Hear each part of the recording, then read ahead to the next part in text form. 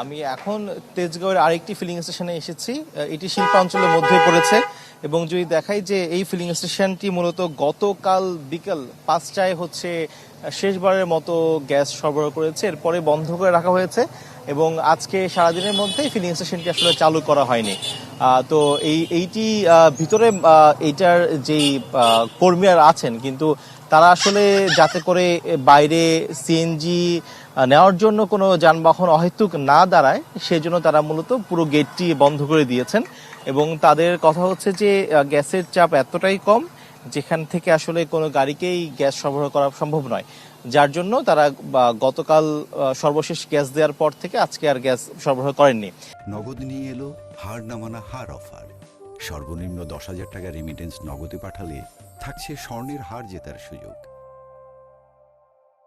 এবং এরকম চিত্র বলা যায় যে রাজধানীর অন্যান্য প্রায় সব সিএনজি পাম্পগুলোতেই দেখা গিয়েছে, যেখানে দীর্ঘ গাড়ির লাইন রয়েছে, যারা অপেক্ষায় আছেন কয়েক ঘন্টা ধরে যাতে করে তারা গ্যাস পাবেন কিনা সেই নিশ্চয়তা তারা আসলে পাচ্ছেন না।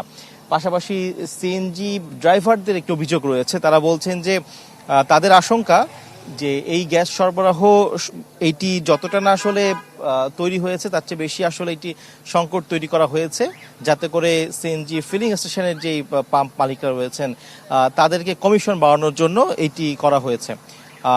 এটি হচ্ছে সিএনজি ড্রাইভারদের দাবি।